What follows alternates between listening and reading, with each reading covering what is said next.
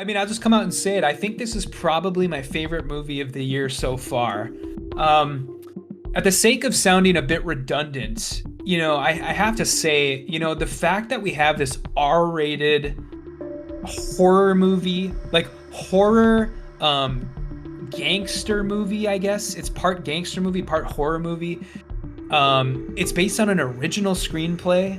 This isn't based on anything. And the fact that this is currently number one at the box office, it's crazy to me. And I love it. I love it for that alone. Despite anything else in the movie that I loved, which is many things, I love that fact. And it gives a sense of wonder around the release of this movie because nobody knows what to expect. Nobody knew what to expect before it came out. There are no expectations for hewing closely to a source material. You don't have all the film news websites out there, AI generating articles like, 5 things that Sinners needs to do to please fans of the book, stuff like that. You don't have all these rabid internet forums that are dissecting all of the changes to the movie that they didn't like. And so it's so refreshing because we all got the same movie at the same time. We didn't really know what was going to happen. And it's just a rare thing. And so I just want to let everybody know, appreciate the feeling that you're getting while we're still in it, because this is a rare thing that is happening right now.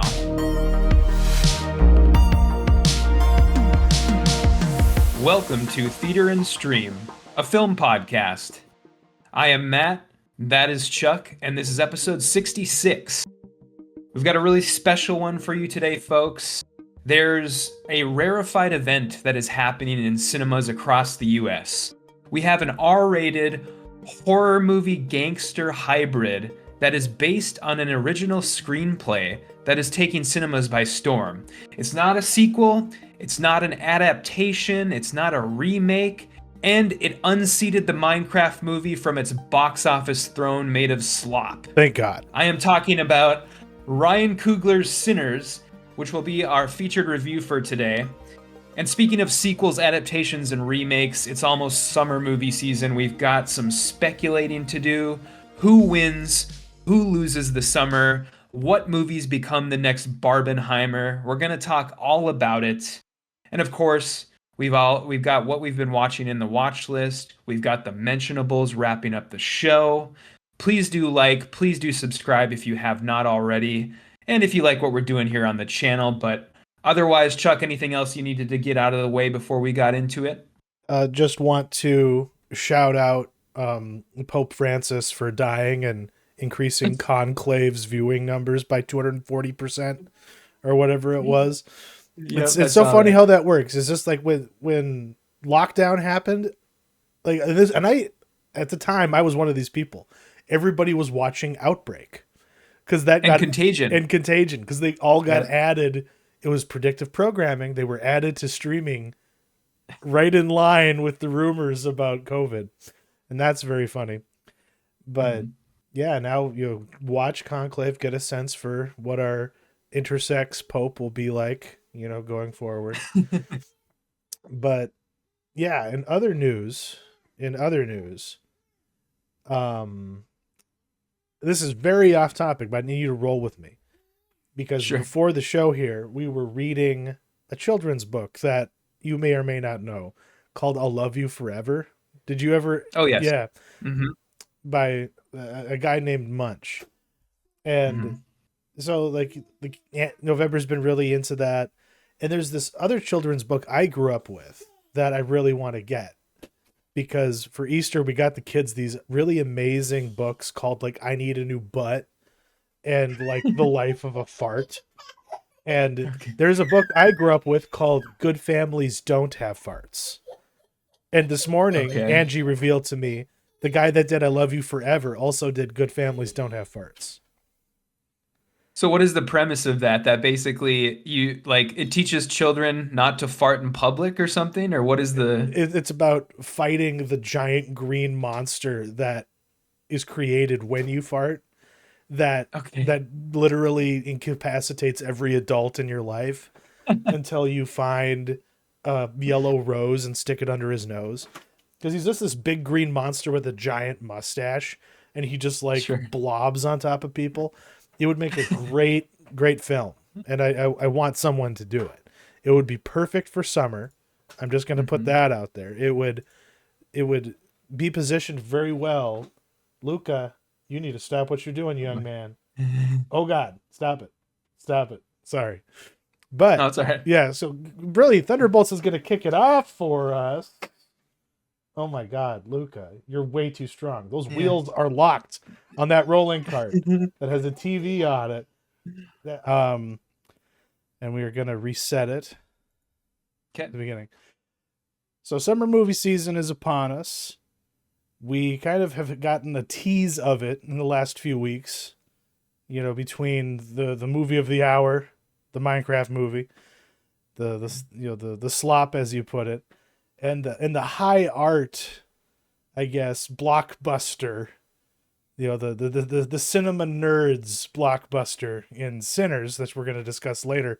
But what else is on your radar? What else is on the horizon that you are anticipating or that you think will be the diamond in the rough? Because there's a lot more movies coming out this summer than I expected. It seems like it's usually not this full. Yeah, it's interesting because I think last summer, 2024, was sort of the first like summer that was truly uninhibited from, things like the pandemic and the Hollywood strikes. But now this summer, it's like all gas, no brakes, basically. Like I think I've had put like 32 movies in our Google Doc. Notable movies. Not, I guess not just movies. There's more movies coming out, but these are just the notable movies.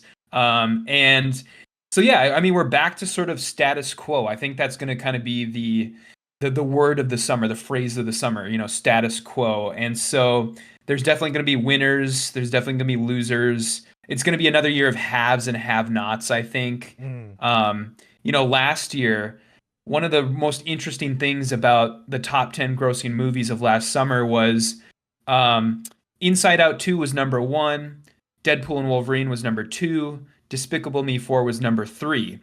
But the amount of money between the number two movie and the number three movie was $250 million. That's So right. it was like Inside Out 2 and Deadpool and Wolverine just dominated everything, and then everybody else kind of got, like the scraps, I guess. And so I don't know, it might be another year of that.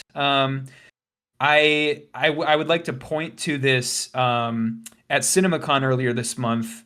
The Michael O'Leary, the CEO of the National Alliance of Theater Owners, gave his yearly address where he kind of lays the groundwork for the summer and says, here's what we all need to do in order for us to be successful.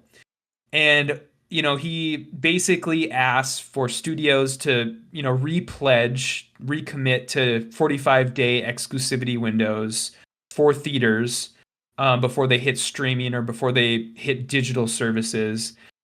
He also asks them to highlight the only in theaters phrase on all of their marketing materials like posters and trailers and stuff. But the most interesting thing to me was he cautioned against the rapid growth of premium format theaters, Ah, such as IMAX, Dolby Cinema, ultra screens. If you're near like a Marcus theater, every theater has their own name for this. XDX, I think, in certain places, and basically there is a rapid growth happening of these types of theaters because they make more money. And but he's sort of thinking long term, and he thinks that you are training the potential theater goer to only want to go to theaters for the biggest blockbusters, and that everything else is a waste of time. Everything else can be seen on streaming because regular movie theaters, regular auditoriums, they don't do it for people anymore. yeah. They don't get the juices flowing. And so yeah, that is I liked that point. I really, really would caution against theaters doing this because it's happening like all over. And it just makes me think about that, like, round table that I made a minisode about a while back about Spielberg and Mhm. Lucas, where they were like, this is where it's going. But they were kind of acting like that was going to be the people, the audience was going to be guiding the industry in that direction, not the Mm. industry forming the tastes and, the expectations of, of the market itself. So I think it's very interesting that he's framing it as, you motherfuckers, you gotta fix the slices in your screens, AMC, in Minot, North Dakota. Otherwise, they will only want to spend their money when they can go see like a ultra screen in Fargo or an IMAX experience, whatever it may be. So I applaud that. That is refreshing. Did Mhm. not expect an industry guy like that to be saying that, but sincerely, if we're gonna, not just have like the talk from Sean Baker at the Oscars about preserving the theatrical experience, have it not just be talk. Like it can't just be a token director saying it. The whole freaking Hollywood monstrosity needs to, get behind me, Satan, a little bit, and actually Mhm. support small local theaters in significant ways, not just the chains that they own. Like, it's not just what the distributors own. Like, do something to support that rinky dink little theater in a town of 800, because I know you're Yeah. getting like nothing for it in the scheme of things, but the people who grow up in those towns will eventually graduate up to living in communities where they can go to your multiplex. So you gotta get it started, like in the local neighborhoods, in, like in rural communities. You gotta subsidize that a little bit, and you know how you do that? Let them just screen your movies for pennies. You know what I mean? It's either that, or they're just gonna fucking pirate it, like I did growing up. Like, that's just how it Uh-huh. goes. But yeah, I guess let's turn to the movies themselves. Yeah. What is going to, you think, be the biggest surprise of the Mm. summer? What do you think is going to really, like, overachieve in terms I of box think, office? taking into consideration global box office, worldwide box office, I think it's probably going to be F1, because there's such a global audience. I mean, we don't give a shit about F1 here in the US, We but really don't. that, Yeah. yeah, that is going to be huge worldwide. But I think that the thing that gets US audiences in the door for this movie is, Brad Pitt, um, Joseph Kosinski, the director of Top Gun Maverick, doing this, and just kind of the spectacle of it, I think. But for the rest of the world who actually cares about F1, I think it's going to be huge. It's going to be a huge, huge movie. I think it is also, I'm not 100% sure on this, but I think it is also, it took one of the coveted weekends of the summer Oh, too. really? And so I think that that's probably going to be like the one that is the surprise. I mean, there's, all the movies that are going to be a given that they will succeed, like, Lilo and Stitch, How to Train Your Dragon, Jurassic World. All these movies are a given. But yeah, that's going to be probably my big surprise. What about you? What do you think is going to kind of hit it out of the park? I honestly, I kind of expect, um bring her back to pop a little bit. The Hmm. Philippou brothers are very talented, and even the normies have them on the radar to an extent. It's not just the cinema nerds, because Hmm. some of the kids that I work with were talking about Talk to Me, at Okay. Buffalo Yeah. Wild Wings one of the other weekends here. But and also Final Destination Bloodlines. Yeah. People have an abiding love for this series for some reason, Hmm. just anecdotally. Like, a handful of people I know have been like, "Oh, I'm really excited for that. I've been rewatching Yeah. all of them. What's going on? Like, like they're invested in this lore that I didn't even know existed. So, either people are going to go out and see it in a theater because they want to take in the spectacle of it all, or it will fail and I will be wrong about that. Well, it's gonna be Yeah, a huge summer for horror. it really I mean, but is. like you have, Megan 2.0 is gonna do fucking gangbusters. Like that movie's gonna be huge. Um, and then yeah, like you had said, we have the return of three sort of classic franchises with Final Destination, 28 years later, and then I Know What You Did Last Summer. Yeah. And then yeah, and then the sophomoric follow-ups from both the Philippou brothers and Zach Krieger, the guy who did Dude, Barbarian. So weapons. Whatever they're doing for this viral campaign for it, yeah. like it's got me hooked. You've seen Yeah, that, with like right? the children, yeah, the children running around on like security cameras and stuff. Yeah, Yeah, it's it so is weird. so unsettling. And there's even like a fake, like, it looks like a website from like the early, like, 2000s, late 90s that someone would just Mhm. make at home. And that premise terrifies me as a Mhm. parent of children who love to just run out into our hallway and run up the Yeah. stairs of our apartment. Like, that is a very real fear of mine. And I don't know, it makes me think of the Pied Piper of Hamelin, of course. Yeah. And I wonder Uh-huh. if that's where it's going, because it's obviously inspired by that in some way. But like, I love that they aren't putting a trailer out for it yet. They're just teasing us with it. And frankly, I am kind of becoming an appreciator of anti-hype building, especially, Mm. like, given the, I don't know, Bethesda showed it could work for that Oblivion remaster, to just have it Mhm. just be, oh, here's some leaks out there, some rumors. Oh yeah, here's our press conference confirming it. It's available right now. Go download it and buy it. Like, I think I would almost love for a movie to just be like, oh, we're gonna give you nothing. We're just gonna give you that it's coming out on this date. Go see if it's worth it. Maybe you're wrong. Maybe you're right. But but one thing you won't be able to say is that you were misled by advertising. You know what I mean? So we'll Mhm. see how they go. There's bound to be a trailer for it.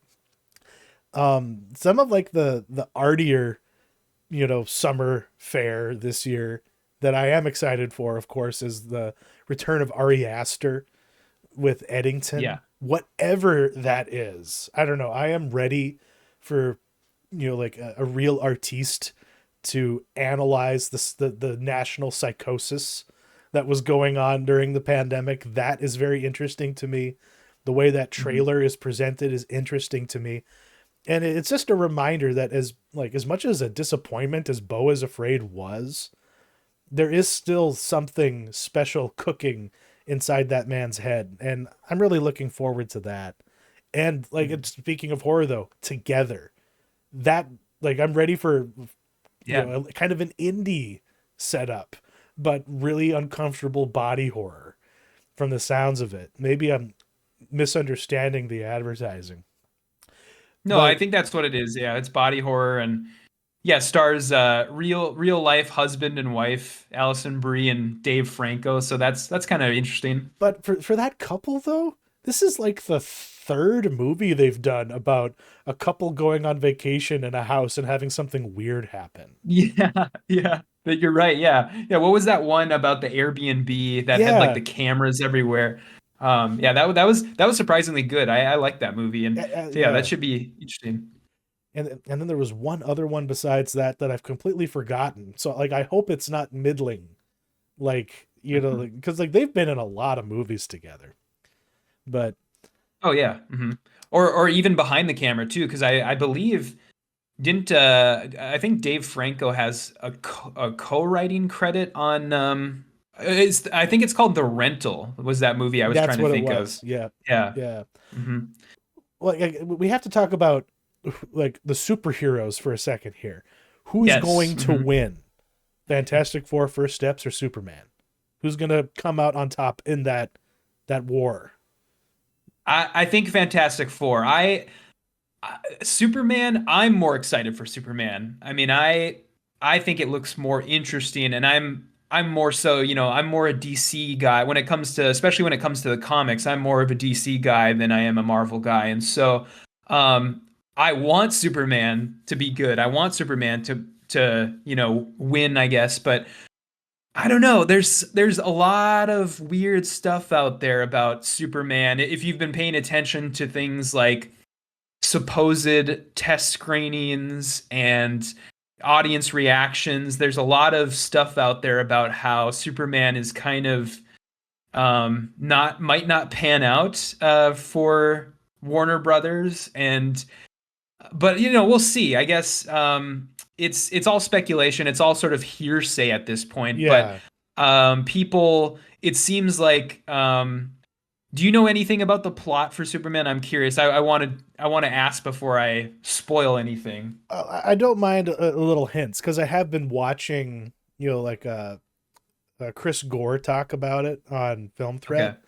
So I know that there's like a 10-minute scene where it's just Clark Kent and Lois Lane talking, or Superman and Lois Lane talking, Okay. which is, I I haven't heard guess, about that. That's yeah, that's which interesting. is reminiscent of, I guess, the original Superman movie. They kind of had something like that, but Yeah. that scene, it was playful, and like Mhm. she was like feeling him out and trying to understand him. And in this one, I think it's just going to be heavy monologuing about what Superman means. You know what I mean? Mhm. And or about their relationship, which could be even worse.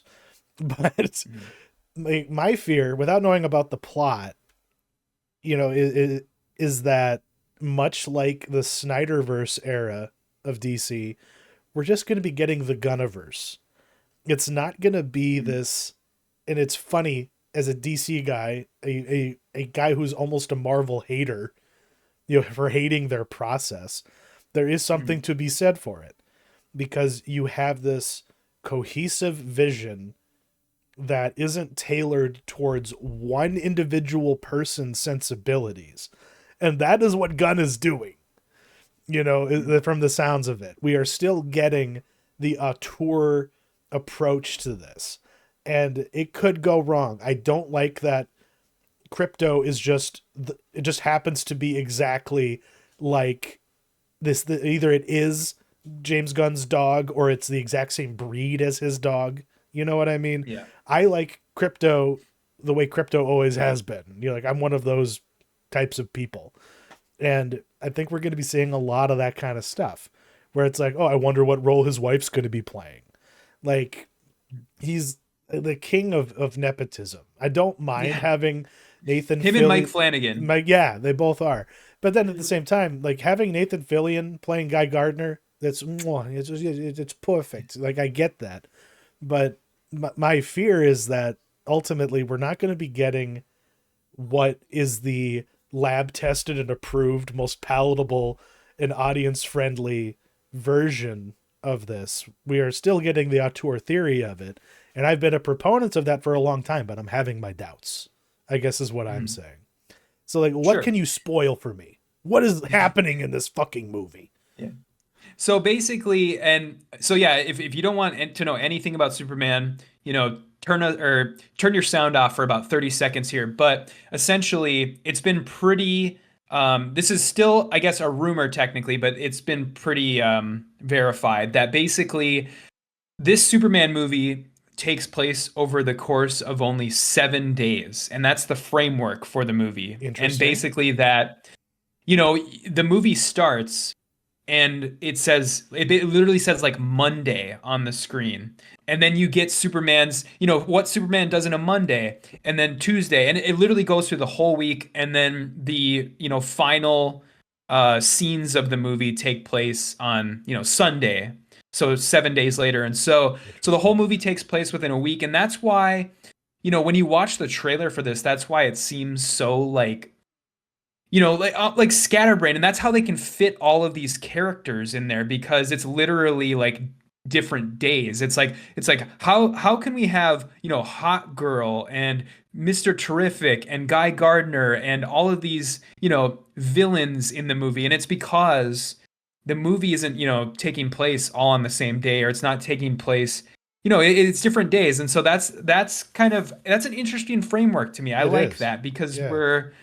and one of those days, from what I understand, an entire day of one of those days is him basically going back to Smallville and basically spending the entire day there. And so I'm assuming that's going to be kind of the emotional core of the movie. That's going to be kind of the downtime of the movie, is just him kind of hanging out in Smallville and kind of just, talking with, Pa Kent and being like, oh, these humans don't get me, all that type of stuff. And then he leaves and he goes back to Huh. Metropolis. And so, yeah, I like that framework. And I think James Gunn understands the assignment. Like, before any of the trailers for this came out, before anything came out about it, and we didn't really have a feeling for what this movie is, I was like, oh my God, is James Gunn just gonna make Superman into fucking Guardians of the Galaxy or like something like that?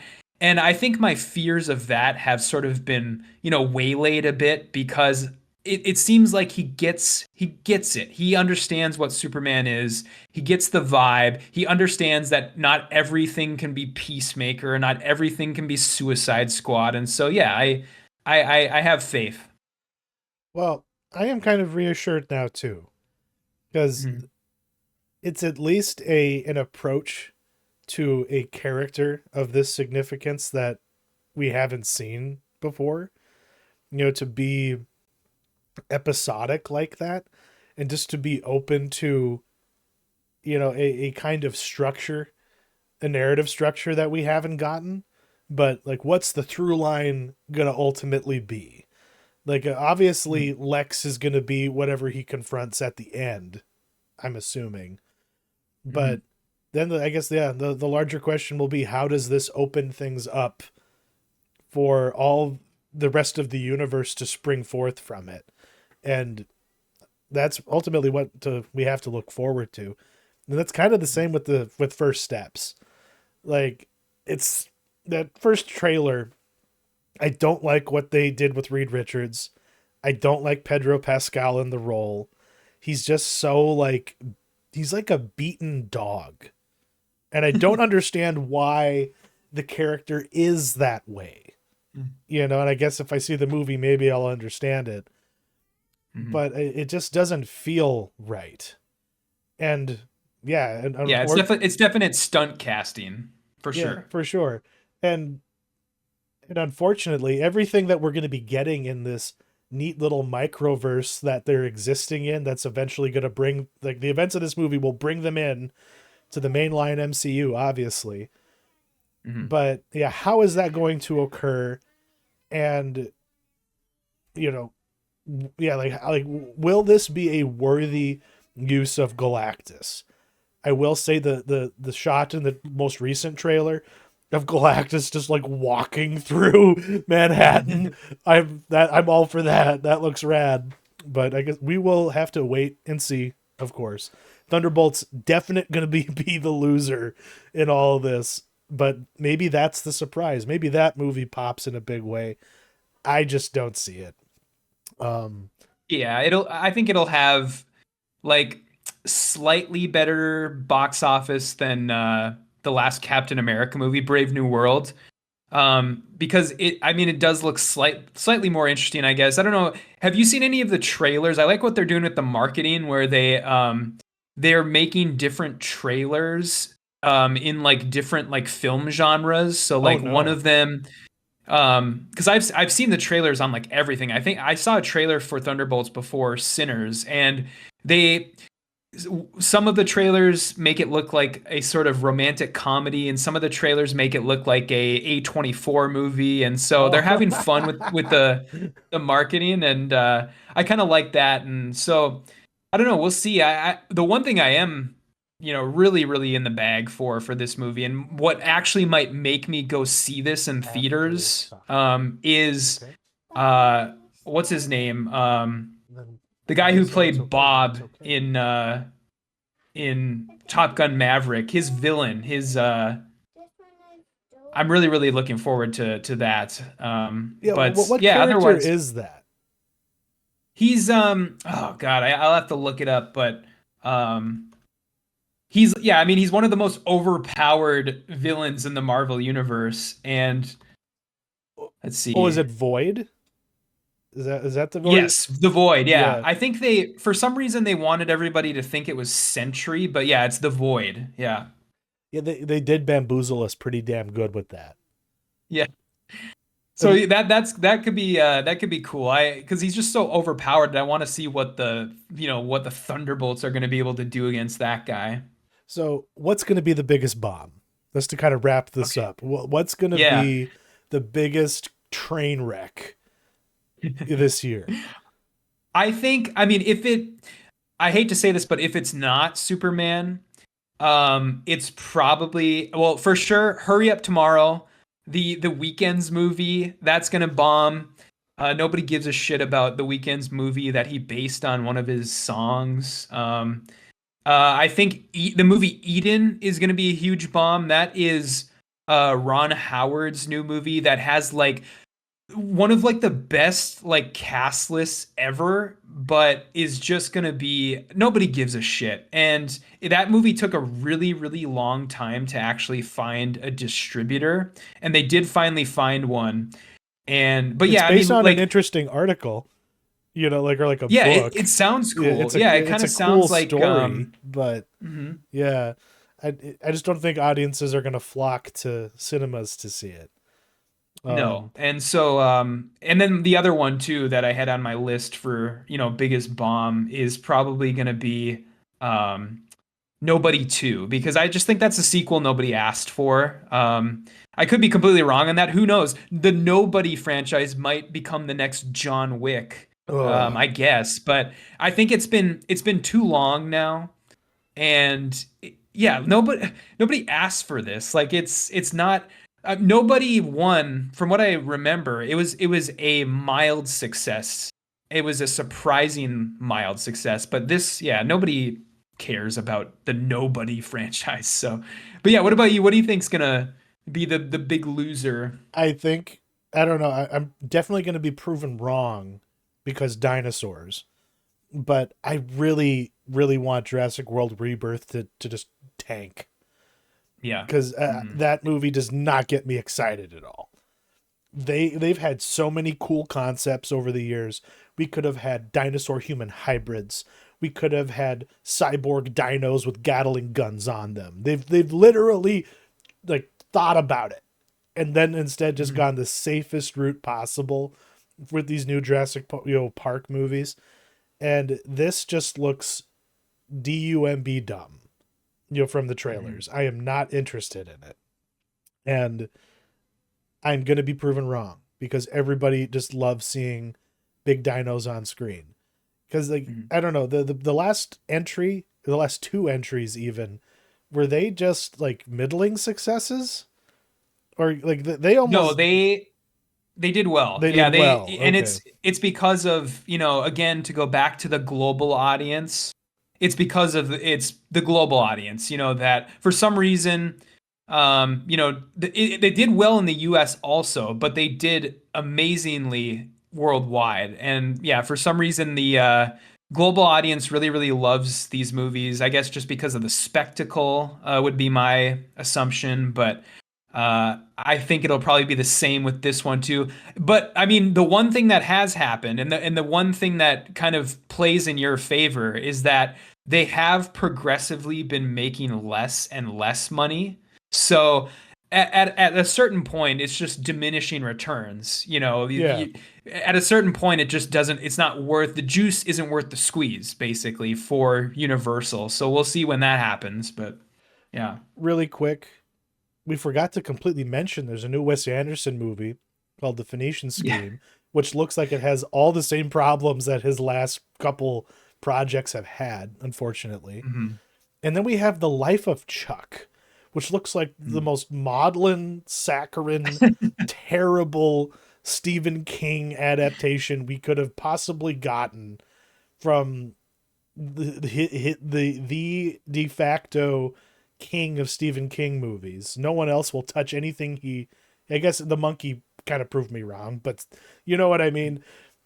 I just am not excited about that at all, even though it has my name in the title. I don't. I just it offends me that they think they can make me cry. Just like because I've read what the short story it's based on is. Like I've read Yeah. it.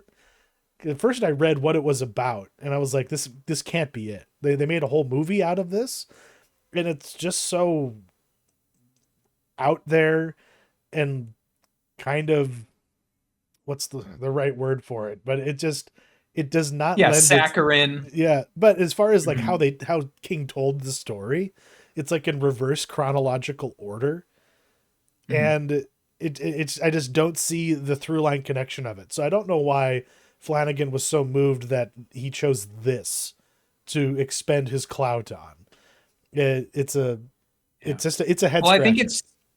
it's him trying to, like because I believe from what I remember, this was one of Stephen King's Bachman like stories where he was writing under the pseudonym, and so it was him sort of trying to break out of horror a bit. And I think it's the exact same case with Flanagan. I mean, this is Flanagan is basically using this short story to try and break himself out of the horror genre Yeah, also. And I just don't think I don't know. I don't think he has the ability to do that well. I think anytime in any of his horror shows that he's made, like The Haunting of Hill House or what's it called? The one with the vampires on that uh, island. uh, Midnight Mass.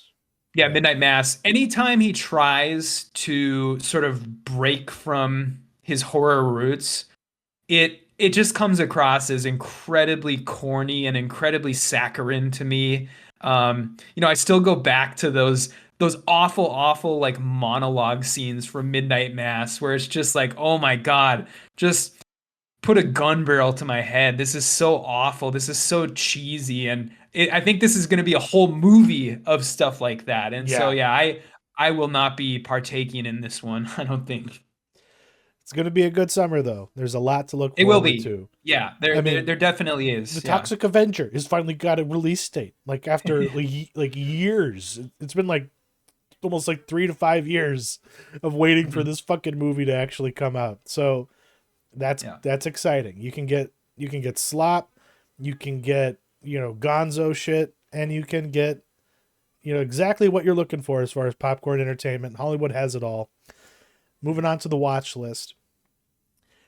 This is I guess a controversial time in the very brief existence of The Last of Us. I never played the second game. I know Mhm. exactly what happens in this, second game. And obviously, I knew what was coming in that second episode of the Last Yeah. of Us season 2, which premiered in between our episodes here. What was it like? Are you enjoying the ride, as it were, thus far? Like, are they building off of the success in ways that make sense? Are they deviating in ways that serve the preferred medium of Druckmann, or is this bound to wind up going in a direction where it, much like Game of Thrones, this show will eclipse its source material and it's just going to veer off going in directions that no one expected? Because from the sounds of it, Druckmann is not interested in making a third game, but Hmm. we are getting a third season of this show. Yeah. Yeah, which I think the rumor right now is that and if you watch the trailers based on, what events from the game appear in the trailers, they're splitting the second game up into two seasons, I believe. Ah, okay. So, they have who knows if they'll ever make a third game, but they have, I think, at least until, because presumably we would get a season three of this in what, I guess 2027, maybe. And then I think they're going to have to start worrying about what they're going to do. But yeah, I mean, for the record, I have played both games. I love the first game. I like the second game. It's not as good as the first game. Um, and I think that, well, I guess let's talk about the big thing that happened. So Joel dies in the second episode. It was inevitable. Everybody knew it was coming. I think that HBO clearly wanted this scene to play similarly to the Red Wedding from Game of Thrones. You know, they wanted this big viral moment. They wanted, you know, they wanted all the people watching to be filming their friends who didn't know what was going to happen and then put it online. And that clearly did not happen. Everybody No. knew what was going to happen. And so it really was kind of anticlimactic, and it didn't play as well as it does in the games because, It's far less brutal. yeah, far less brutal, far less. It doesn't take you as much by surprise, and that's that's part of that's kind of a side effect of the fact that this is coming after the games. But then part of it is because it's not in the game. You don't know who Abby is. You don't know why she her motivations. You don't even know who she is. You don't know why she is rescued by Joel, and then they're taken to this cabin, and then suddenly she shoots him with a shotgun in the legs and then starts beating the shit out of him. And the show is not doing that. The first scene of the first episode literally spells out exactly who Abby is. And I think that was a mistake. They could have done it as better as a flashback. Like Yes, if they yes. had reordered it, it would have had Mhm. better impact. Yeah. And so, I mean, essentially what they're doing here is they're trading obfuscation for clarity, which if you want to do, go ahead. You know, you're welcome to try that. But if you're going to do that, you need to do the work of, trying to endear us to the character a little bit, or try and at least make us understand Abby's motivations. But it really doesn't happen because it happens in the second episode of the season, and we've had, I don't know what, maybe like 20 total minutes of screen time of Abby. So it's like we just don't really give a shit. You know, she's beating the shit out of the main character of our TV show, and I don't think people really cared, like Yeah. honestly. And so, and the other thing too is the other reason why it doesn't work as well as it does in the games is because, when you're playing a video game, it makes you complicit in all of the actions that are happening because you're literally playing it. You're literally being forced to do the actions. And so in a TV show, you're just watching what's happening. And so you're not complicit in the violence that is happening. You literally play half of the second game as Abby. So you're complicit in everything. You are being forced to do all this stuff. And so it just doesn't work as well in a TV show medium. And so that's kind of where I'm at with it. But yeah, what do you make of everything? I think you're exactly right as far as like why it doesn't work in the way that they did it, but Mhm. they still are doing a very bang up job of just realizing the world. I like the fact that we had that big like attack sequence. Like you have to have Yeah. something like that. Like they kind of blew their budget on that a little bit, but it was very exciting and tense. But it kind of the way that they transition between things, I expected like that community to be screwed. But when they cut Yeah. back to it, they're just like mopping up the last of them and everything's chill. And I'm like, are you sure? That's not where we left it. Where we left it, they were in deep doo doo, and now it's like so. It makes one wonder, like how capable is are Mason and Druckmann and the writers on this, because the cracks are kind of showing to me. I Mm. I and I don't know. I think we haven't seen the last of Pedro Pascal in this. We haven't seen the last of Joel. Like it's Yep. begging for flashbacks and context for certain things. Like, and I guess I had not playing the second game. I don't really know. Yeah, I've Mhm. seen some clips from it naturally, but No, you're right. Yeah, Yeah. yeah. The like why what where did this division spring forth from? Is he just between Ellie and him? Is it just the fact that he's overprotective and he's smothering her or something? Like what's the deal with No, it's that? because he lied to her at the end of the Oh, first did he game, tell and at her the that?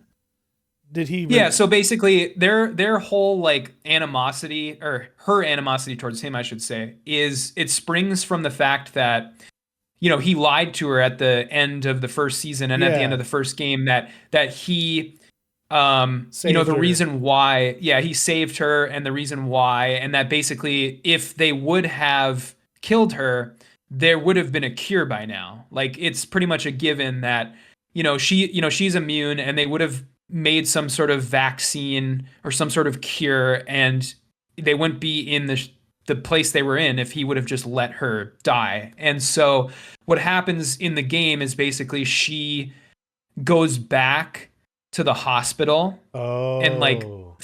figures everything out, and she essentially calls him out on his lie, and that's kind of where the division comes from. And so yes, you're exactly right, there are going to be multiple flashbacks where Pedro Pascal will come back. And so yeah, that's kind of where that all comes from. I But yes, see. also from the fact that he is basically trying to he's trying to make her his surrogate daughter also, and she is like, no, like I am now capable, I am now an adult, I do not want to be your surrogate daughter. And that is also something that kind of doesn't really work for me in the show. Bella Ramsey worked in the first season. I don't think she works as well in the second season because Bella Ramsey still looks like a child. Like, I'm sorry to say this. I'm sorry, like, for all you Bella Ramsey stands out there, but Bella Ramsey, despite the fact that she is now an adult in real life too, she literally looks like a child. Yeah. Like, and so it's not working for me because in the games, by this point, Ellie looks like an adult. She is very capable. She is, very, she's strong. She's sinewy, and you can see kind of her, how like, you know, thin and like sinewy and muscly she is, and it's just not working like at all for like when she jumps on that infected's back in Yeah. like the grocery store. It's clear she's having trouble. It's clear that she's a little kid like jumping on an adult's body, but in the game when that scene happens, she's very capable. She sneaks up behind the zombie and she stabs it in the throat with her switchblade knife, and it's very precise. It's very, by the book. And in the show, it's like you are literally a child like flailing on the back of a zombie, and it's not doing it for me. Well, in that like sparring scene where she like jujitsus that guy into submission, Yeah. totally. Like the fact that he was going easy on her, like maybe explains it. But I was just my eyes were rolling in the back of my head. I'm like, we're doing this, we're doing this right now. It's almost as bad as like that like fucking Air Force One ripoff that Amazon just put out with Oh, Kamala. Yeah, G20. oh, G20, where it's like a Yeah. 60-year-old woman is seriously beating the shit out of like operators. No, come on, come Yeah. on. Like it just does not make sense. And Hmm. she was begging for a recast. And frankly, the actress They they should have have. playing Abby is a far more believable Ellie. Like Yeah. Oh, why definitely. like because that was such a hot button issue around the game, was like how unbelievable Abby's physique was. Mhm. So are they tacitly admitting that all of the haters were right in not casting somebody like that? I don't know. I think the physique in the games, it sort of plays into the gameplay of everything because you're like I said before, you're literally forced to play half the game as Abby and half the game as Ellie, and the way that Abby plays is completely different than Abby, in the game, as far as like not only the weapons that she uses, but just the fact that she can beat the shit out of people so much easier. And so Obviously we don't have that in the TV show. That doesn't factor into the TV show, so I don't think it's as important as it was in the games. But I don't know. They could have made a little bit more of an effort because yeah, Caitlin Deaver, yeah, she's not. I mean, she looks like a I don't know. She looks like a girl in her 20s, just a Yeah, normal girl in her 20s. And it's not. There are definitely actresses out there that you probably could have. You could have cast what's her name? Katie O'Brien, the exactly the who I girl was from thinking of yeah. And from Love Lies I think Bleeding. it Yeah. yeah, from Love Lies Bleeding. I think that probably is more important to me than her looking like the character from the game on like an appearance level, because they clearly, despite the fact that Caitlin Deaver isn't ripped, they did make her look like Abby, like, her hairstyle and her features, and she's a white girl with blonde hair. Yeah, And I think that you could have cast like Katie O'Brien as Abby, and she could have had the muscles, and I think that probably would have been more important than trying to get somebody who looks like her on a face level. And so um yeah, but who knows? We'll see kind of how Abby plays out in the season. But yeah, I don't know. Anything else you wanted to say, or should we move on? Do you think probably? really quick. This the Yeah. reason why the Joel death didn't have in the show didn't have the impact that it did in the games. Like why it wasn't a Red Wedding Ned Stark level shocker to people Mhm. was precisely because The Last of Us had far more cultural penetration than Game of Thrones did Yeah. before the show. The nerds were reading the books. Mhm. Normies who just watch whatever HBO puts out were not reading the Game of Thrones books. But the target audience for this show definitely is plugged in online and already heard like or read or like have seen memes about it or just remember the outrage filtered a lot of places that it normally wouldn't have, and that became almost the defining feature of the game, kind of like it, but because it's similar to Metal Gear Solid 2, the switcheroo where you're not playing as Solid Snake the whole time. That's the defining aspect of that game, in much the same way, where it's like the reversal of who you are. It's being the arbiter in Halo 2. You're being Yeah. fighting Mhm. as the Covenant. And that and that's yeah, and that insertion of like of the gameplay of being the character yourself is something missing from all of this. And the having to live with that creative choice is very different. Because yeah, we're gonna follow Abby, where she's probably gonna have her. They're gonna have parallel storylines until they intersect. But yeah, it's gonna be a fun little exploration about why revenge is bad, Yeah. and bigotry still exists in the apocalypse. But now for a palate cleanser, I'm all for other countries just taking base concepts from successful Hollywood films and having fun with it. And Bullet Train Explosion looks really fucking fun. So, was it?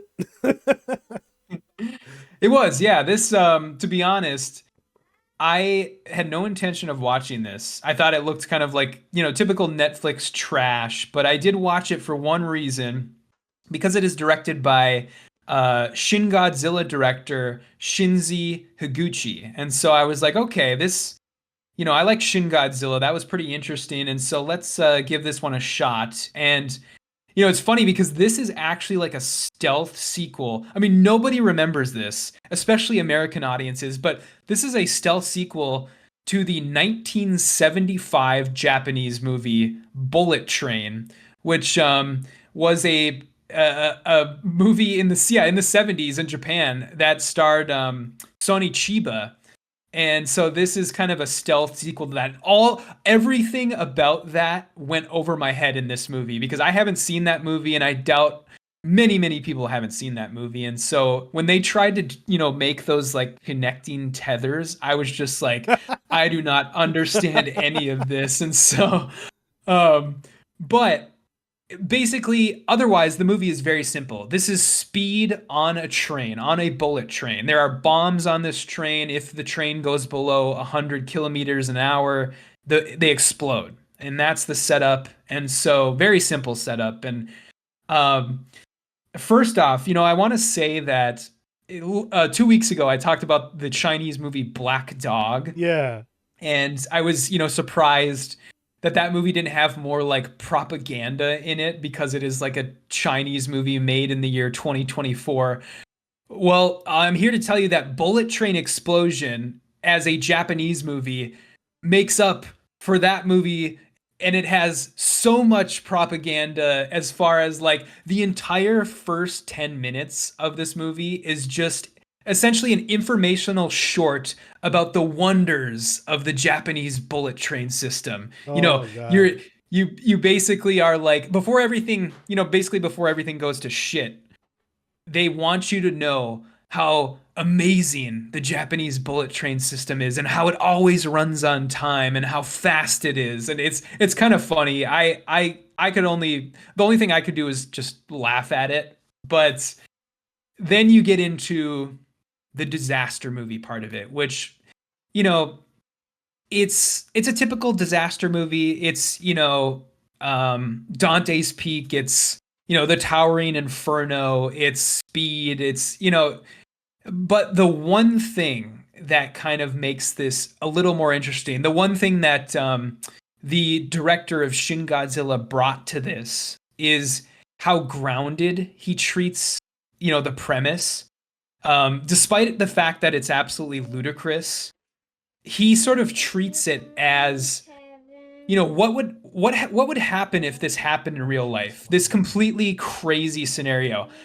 Um, you really get the sense that this is actually how the situation would be dealt with. And sort of what I mean by that is there are all these disparate government agencies coming Yeah. together to, like, work on a solution. You have government officials, and you have like the train company, employees, and you have police officers and civil engineers and like city like maintenance workers and explosives experts, and they're all coming together to come up with a solution. So you really get the sense, like, if this incredibly unlikely scenario were to happen in real life, this is exactly how it would be dealt with. That's interesting. And yeah, it's kind of interesting in that fact. It's very grounded for how crazy this scenario is. And so I was kind of enraptured by that fact. And so it was an enjoyable watch, I would say. It was, you know, worth your $20 or $15 Netflix subscription. I think it's currently at the top of the Netflix top 10.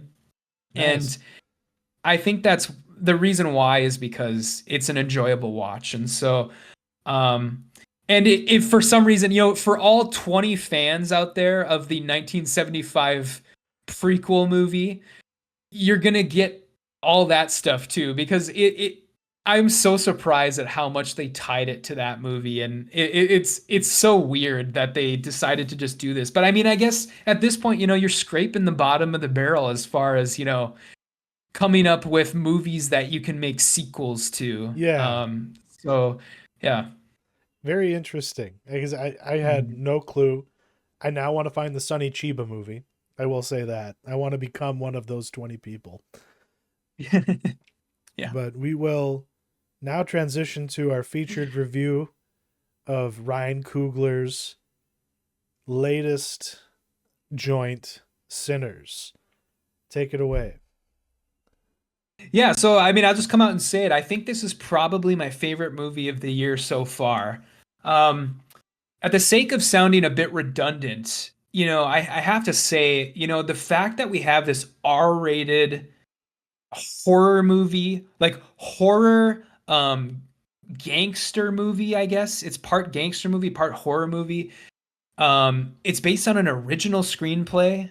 This isn't based on anything. And the fact that this is currently number one at the box office it's crazy to me. And I love it. I love it for that alone. Despite anything else in the movie that I loved, which is many things, I love that fact. And it gives a sense of wonder around the release of this movie because nobody knows what to expect. Nobody knew what to expect before it came out. There are no expectations for hewing closely to a source material. You don't have all the film news websites out there, AI generating articles like, 5 things that Sinners needs to do to please fans of the book, stuff like that. You don't have all these rabid internet forums that are dissecting all of the changes to the movie that they didn't like. And so it's so refreshing because we all got the same movie at the same time. We didn't really know what was going to happen. And it's just a rare thing. And so I just want to let everybody know, appreciate the feeling that you're getting while we're still in it, because this is a rare thing that is happening right now. And so as for the movie itself, to me, it plays like 2 parts. We have the first part is Killers of the Flower Moon. The second part is From Dusk Till Dawn. The first half, to me, it was just kind of living in this world, getting to know these characters. I think that the first half of the movie, it's languid, but it's never boring. It's moving very slowly. It's moving very deliberately. It's letting us get to know this world, but I never was bored. We're getting to know this small Mississippi Delta town, all of its characters, all of its like customs, their beliefs, their how important music is. And it's a novel thing to have a horror movie with such rich characters. And so that was interesting to me, that fact. And then we transition to the second half and we get this absolutely crazy like From Dusk Till Dawn vampire movie that it lays the rules for its vampires. It has its interesting twists on the vampires too. Things that you will only see in this movie as far as vampires go. And it just turns into sort of this all out, like, horror movie, like gore fest. I loved that too. I loved all the musical stuff. I think that the way that they incorporate music into this movie could have been so fucking cheesy. And I think that Coogler did a great job of taking something that could have been, I don't know, I guess cringe for lack of a better term, and making it, cool, or making it, you know, making these characters believe what they're actually saying about how important music is to them. And it doesn't sound corny. And so I loved it for that. So yeah, I'll leave it there for now. Yeah, Chuck, what did you think? It's exactly what the advertising made it not look like until they played their hand. Because going into it, I thought, okay, yeah, this is just some kind of Jim Crow era, Django Unchained style revenge movie, historical revenge movie. And to find out that it's also Dusk Till Dawn is welcome. And especially when it tries to introduce something interesting to vampire lore like this. The whole idea that, vampires aren't just sucking blood. They are sucking the very essence of people into themselves. The way that it used thralls was crazy, because how everybody just basically gets turned into an extension of the vampire that created them. That was done so well, and it was so welcome. Because I earlier, either was like last year, I think it was, that I said that I'm sick of vampires. It was after Nosferatu. I was like, I'm done with vampires. But this movie made me a believer again in that respect, because it gave us so much. The first half of that movie is just rhapsodic in how it explores music and the culture, of this era, and how it, runs through time and all that. And just also, I also enjoyed just how unrepentantly horny this movie was. Like, people say nasty shit to each other. Like Haley Steinfeld literally like uses the word like coos at one point. I'm pretty sure. You know what I mean? Yeah. Like, and yeah, and it's in the yeah, everything is just so graphic but alive.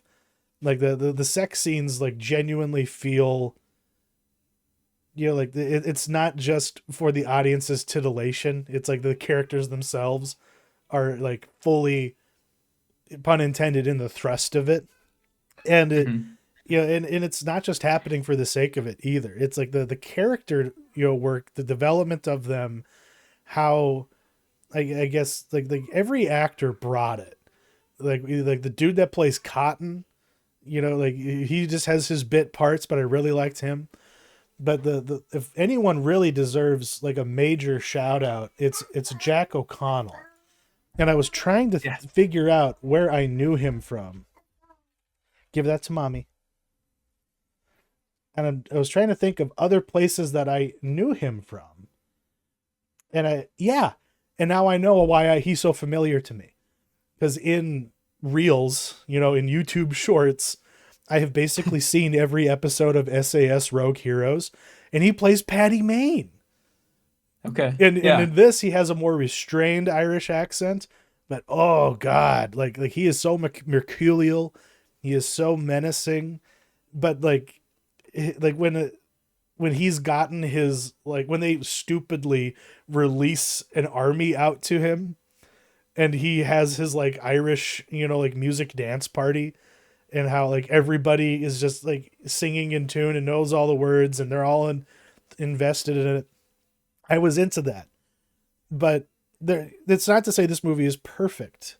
It definitely is up there as far as like the best things that I've seen this year. I agree with you. But there are some, I guess, like Cinema Sins would definitely be like, this was the wrong thing to do in this situation. You know, Yeah. that kind of thing, where it's like you are second guessing the choices that the characters make. And because like once the vampires show up and the occult lady can be like, this is what we're dealing with, this is what we have to do, it just goes way too fast in a sense. Like Mhm. it's just like a bullet train. The first half is like really chill and it's a good hangout session, and then all of a sudden you're just like, holy shit, we're going through a 90-minute movie in like the span of like 45 minutes. Like this is pretty crazy.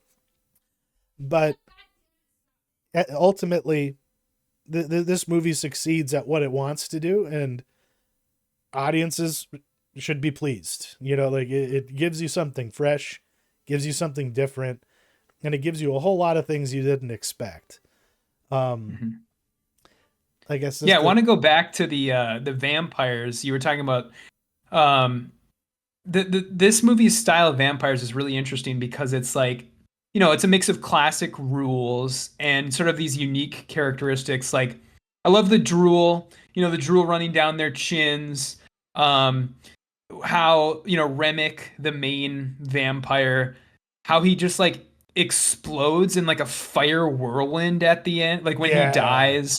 Um, the glowing eyes, of course. I think the glowing eyes, the way that they do that, where it's just kind of a glint, like a red glint, I think that's going to become sort of the synonymous image from this movie. You know, I there's a reason why I use that picture of Haley Steinfeld as our thumbnail this week, because it's so like, it's so creepy. Just like the glint in their eyes, and then yeah, and then they combine it with, you know, the classic characteristics like the garlic and the not being able to come in unless you're invited. invited, and I think at even at one point they don't explicitly call it out, but there's a point where when Michael B. Jordan is wrestling with Michael B. Jordan, um, he can't put the I don't know what exactly. I don't know if it was the stake in to his brother because the silver is getting in the way, because he has that necklace on. Oh And yes, so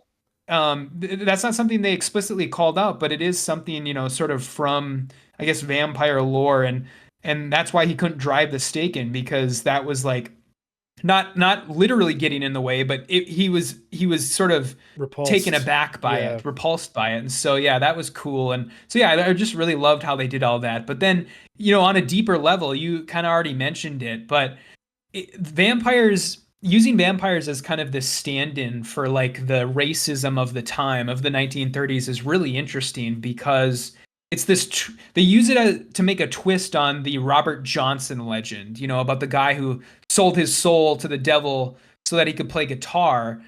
And I think that the pitch that Remick actually makes them, the survivors, is actually like kind of makes sense in a way where it's like, he's like, yes, come join us. You will live forever. You will be able to get one over on all of the people that wronged you.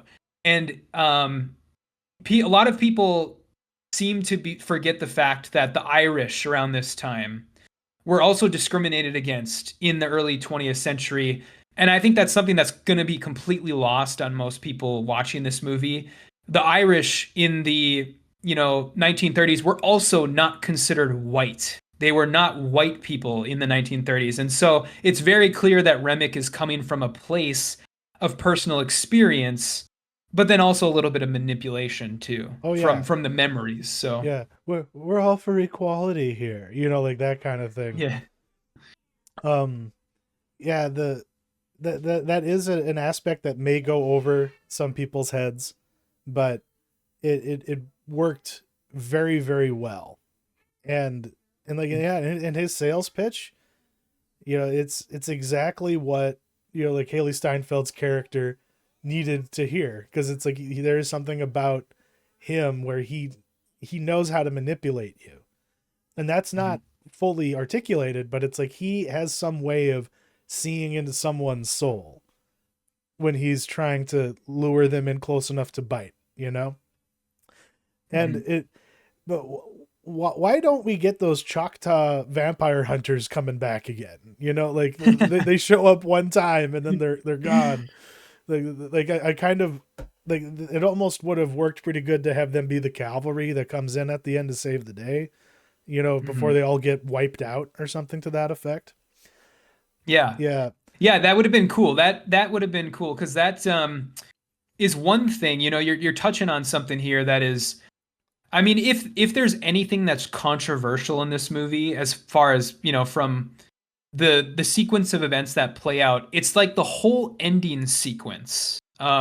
Because there are various scenes that happen that a lot of people like, a lot of people don't like. And so, with our like the limited time that we have left here, I wanted to be sure to touch on that.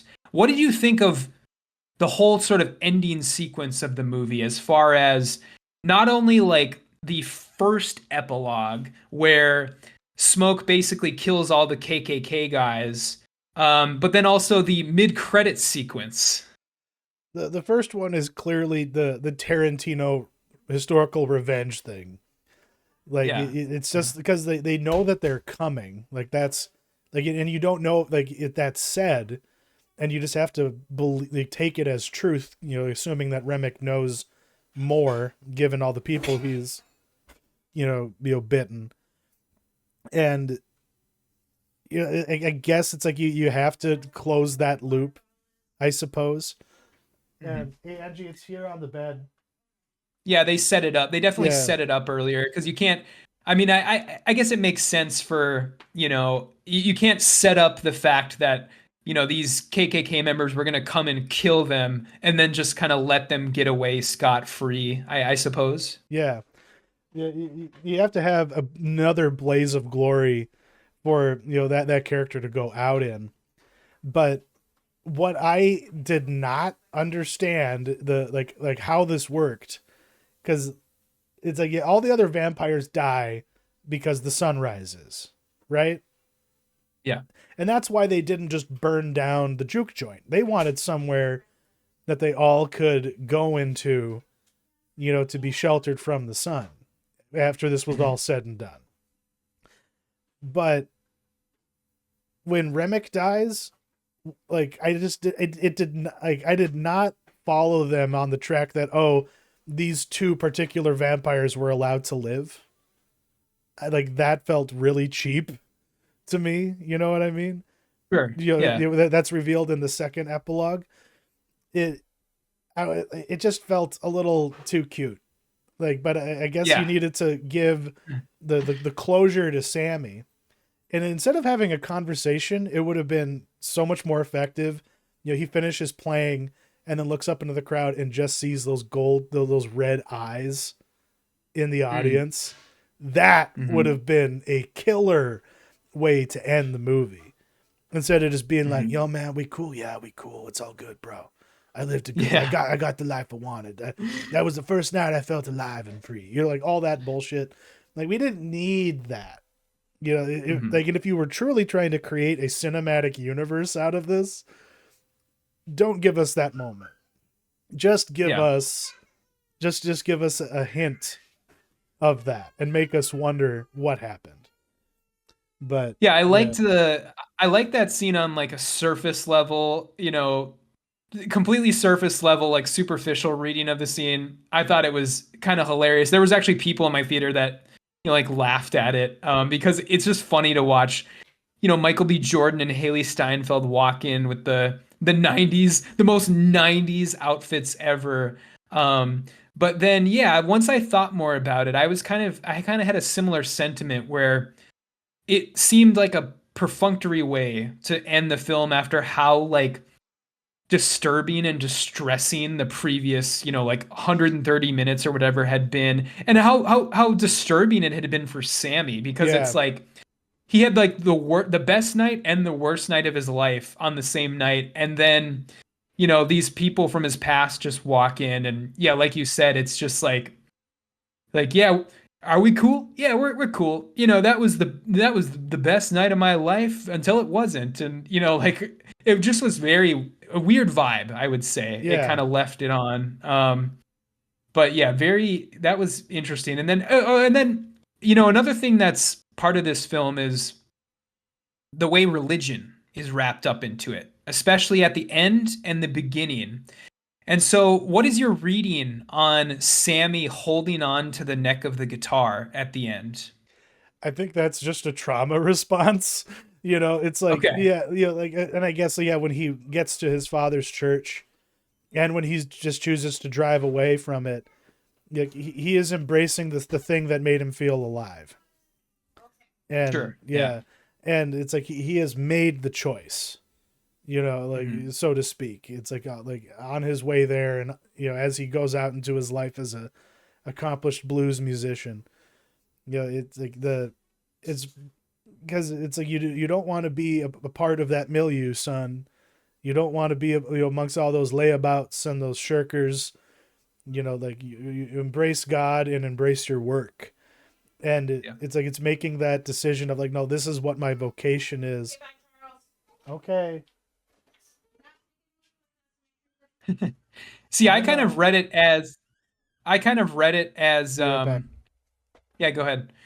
My reading of the whole scene was because it was literally at the very end. It was literally like choose the guitar or choose religion. That was sort of the setup, I guess, to it. And the way that I kind of read it is that it's sort of the way that Sammy it's his way of communing with God, the music, and he basically had chosen. I was basically just saying, my kind of reading on that scene of him holding on to the neck of the guitar was that the music is the way that Sammy chooses to commune with God, and that was sort of him choosing to do it in his own way rather than his like father's limited view of religion. I don't know. How do you feel about that? Like it was like whenever Sammy played the music, that's the closest that he sort of felt to a religious experience, and Yeah, he was that's choosing that over like like sitting in a church and singing hymns, and he was essentially choosing that over his father's view of how yeah. religion It's works. how he really became attuned with the divine, Yeah. and Hmm. yeah, and absolutely, because and then that was an interesting idea. I don't know. It's like we're all getting an education from Ryan Coogler. Maybe there is some basis in actual like culture and folklore about the type of thing, or he just made it up whole cloth. I have no idea. But it was like I think that, yeah, that's the heart and soul of the movie. And Hmm. instead of it just being a like a B movie thriller in the first half, like Dusk Till Dawn, we are getting this sort of like, it almost reminded me of that Outcast movie Idlewild, Yeah, or yeah. like what or that Prince Black movie. Snake Moan. Yeah, Black Snake Mountain. Yeah, Mhm. it's like we are getting a music movie, and Yep. it's just it's coming at you with so many different things, and just but at the the same time, it's all in service of a thrilling and uplifting experience, and you don't usually get the two together. It's a very Mhm. unique fusion of Yeah. feelings that you get from this movie, and it really overcomes whatever deficiencies there might be. Mhm. Yeah, yeah. It was great. I mean, I loved it. I like I said, I think this will be probably, or as of right now, anyways, my number one of the year. And do go see it in theaters because Ryan Coogler made this whole theatrical formats video Hey, that went Luca, viral Luca, so come that you here. could know the differences between seeing this movie on, Hey, IMAX or regular. And very so, educational. yeah, very, Like very it's educational. because it's so funny because like there are so many like years ago I was watching videos like that trying to understand what makes each format what it is. It's how I found out what Todd AO was, that kind of thing. Yeah. And and then here we got the hippest cat around explaining it to all the people. And Mhm. the but actually like explaining it based on what type of theater are you actually going to see this in? What are you going to see and what won't you see? So Mhm. did you see this on IMAX? I didn't, unfortunately. I had planned on it, but the timing didn't work out because they were still. It was so annoying. They were still splitting the IMAX screen between Minecraft and this movie. Oh god. So the times didn't really work out for me. But I Unfortunate. hope to. I really hope to see it again before it leaves actual movie theaters because yeah, it's totally worth it. I mean, this is other than Minecraft, this is like the first summer blockbuster, or it should be treated as such, in my opinion. This Yeah. is, and I don't know why it wasn't dealt with in that way by Warner Brothers, but this is an event movie. You should go see this in theaters. So please do, people, and continue its upward trajectory for us, so we get more like this. Quickly, we must shout out Ludwig Göransson. What an amazing Yeah, score in this movie. Just it's what makes the first act so effective, but yeah. the stuff he does in the second is it fills the perfect slot and role that a horror movie needed. Like Hmm. it does such a good job. Yeah, And fantastic. yeah, sorry, I'm just It's part of the, keeping it's I'm keeping my ear out to see if my son has escaped or not. Oh yeah, sure. I Yeah, want to yeah. make sure. It's half the reason why this movie works is pretty much him. It's pretty much Ludwig Göransson, and I think that Coogler knows that. Coogler has worked with Göransson on I think all of his previous movies other than Fruitvale Station, Oh, really? and so he knows. Yeah, yeah, because Göransson did Black Panther, Göransson did Creed, and so um he knows. I think Kugler knows he's got the magic man in his corner, and so yeah, Goranson is incredible. So yeah, that was yeah, great movie. But yeah, I don't know. You want to seg into the ending here? Well, we might as well just get the mentionables out of the way really quickly because Okay, yeah, our yeah, Luca and I will get to soccer one way or another. sure. But you have some, like, I guess, like I knew WrestleMania was going on, but Yes. should we watch this? No, do not watch WrestleMania 41. It's so funny because this time last year was my sort of jumping back on point for wrestling. I watched WrestleMania 40 last year and I loved it. It was great. It was basically for lack of a better phrase, like the Avengers Endgame of wrestling. Like you could have watched WrestleMania 40 and then stopped watching wrestling and like that would have been it. You know, that would have been it for you. It was like an ending point. And so now this year's WrestleMania 41 was an abomination. And I it's so funny how quickly I've turned into like the cynical wrestling fan. Like I'm gonna go watch AEW now because this was so awful. You know, I'm gonna go watch TNA now because like a lot of sort of seasoned wrestling fans do. They get tired of the WWE shit and they go and watch the other stuff. And I kind of feel that way now because this wrestling under the tutelage of Hunter Hearst Helmsley, Triple H, wrestling is turning into the NFL, and Oh, it's not fun to watch because everything is sponsored. There are ads on everything. There are all these dumb celebrity appearances, and it was so awful this year how it the I'll just say the final match ended in one of the worst ways I've ever seen a wrestling match end, where the rapper Travis Scott came out hey, Luca. and basically like won the match for John Cena, and it was so awful. And so yeah, my mentionable this week is to explicitly not watch WrestleMania 41 and to go and give AEW a shot. I've been dipping my toe into AEW, which I think is often the butt of many jokes because of how like much smaller scale it is. But the one thing I'll give them credit for is they keep it about the wrestling. Yeah, And so yeah, that is my mentionable. all of that product placement, influencer, aspect of it just screams, TKO. And is Endeavor Yes. still Yep. involved in this? Yeah, Yep. it's gross. It's it's not it's not real to me, man. You know what I mean? My mentionable this week, um, is also kind of born from stuff that pops up in your shorts feed. But the I stopped watching College Humor while I was in college, so I lost track of it completely. But it kind of like fell from grace. Oh, I got to chase after Luca. Yeah, go ahead. Yeah, I think as far as college humor goes, I'm kind of the same. Like I kind of dropped out of it, and they didn't one of yeah, I think one of the founders died from what I remember, right?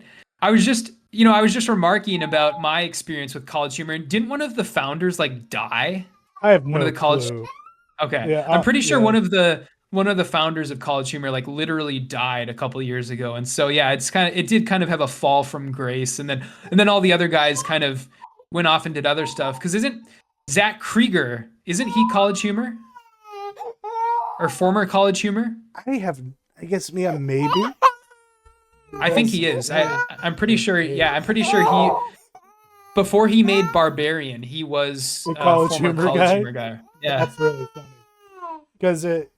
What this is Dropout, and Yes. like the cute name, because it was up for sale like in like 2019, and Sam Reich, the son of Bill Clinton's labor secretary Richard Reich, bought it.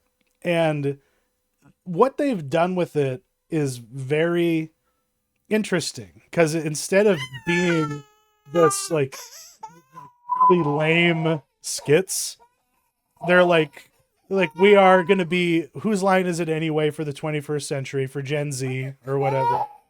And it's going Mhm. to be, they're going to have a variety of different shows. They have a stuff I'm not really interested in, like a Dungeons and Dragons, show with, ran by Brendan Lee Mulligan.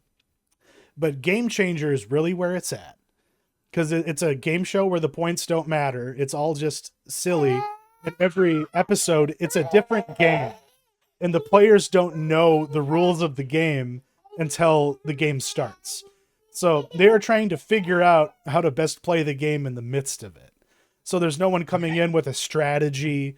Like they're always like throwing curveballs at them, and they just do really neat things with it. Like one of the episodes, the characters the cast who are going to be on that week's episode are just hanging out in the green room, and then they find out that they're locked inside, and the episode is an escape room, like that kind of thing.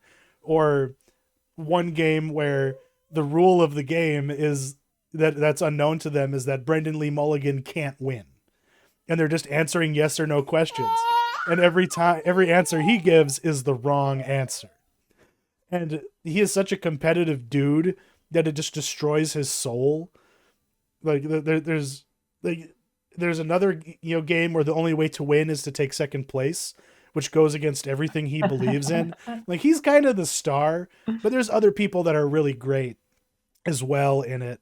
And because we get they did this promotion with the launch of the new season of Game Changer, so for like $6 a month, you can, get it. And we've been trying it out, and we've been watching it more than most anything else lately. So it's kind of feels like a cheat to put it as my mentionable, but it's not narrative television. I don't think it counts, to be on the watch list. But overall, it's worth the money. And it's all like they do have like a actual like Whose Line Is It Anyway improv show. They have another show called Very Important People, hosted by Vic Michaelis, where she's this like really satirical like talk show host. And every week a comedian is like given a surprise costume and has to come up with a character on the spot and then sit down for an interview with her. And that is hysterical. There's one where it's a little boy who found a genie and wished that he was rocks. Like there's it gets really out there, but I kind of like I had to come around to it because I was initially like kind of annoyed that they were dominating my feeds, but now I'm converted. Sure. That's awesome. Yeah, I hear similar things from other people about Dropout, about the service as far as how good it is, and I'm glad they were able to capture that college humor energy again, because I used to love that website. Did you ever see well, I think my favorite college humor skit ever was it was the first thing that Ellie Kemper ever was in. And I think it was called like Dry Blowjob. Do you know what I'm talking about? I don't know. I'm not sure. I mean it's been re-uploaded to YouTube so many times by now, but it's basically this girl who is like on her knees. She's about to give her boyfriend a blowjob, and all she just keeps talking about how like dry it's gonna be and how sandy she's gonna make it, and how like she's gonna dry her mouth out beforehand. And the entire time he's just like, no, please don't. It's literally I literally think it was the first thing that Ellie Kemper was ever in, like of anything, like any show, any movie, anything. And so it's funny to watch from that perspective too. But apparently yeah, that clip is hard to find because it's hard to find now. Yeah, because now that she's famous, she doesn't like it being out there, and like it often gets taken down when it's uploaded. But you can view it on the Internet Archive. Okay. Yeah, it's a great skit. That is probably my favorite. But yeah, I got to get on this train of subscribing to Dropout, because I hear nothing but good things about it. Yeah, no, it has a lot going for it. It's worth your money, and so is Sinners. So please go out, support cinema as we head into summer here. Don't just keep succumbing to the slop, people. Go to the good stuff, and this is the good stuff. It's always fun. Thank you, Matt, and have a good couple weeks. Yep. See ya.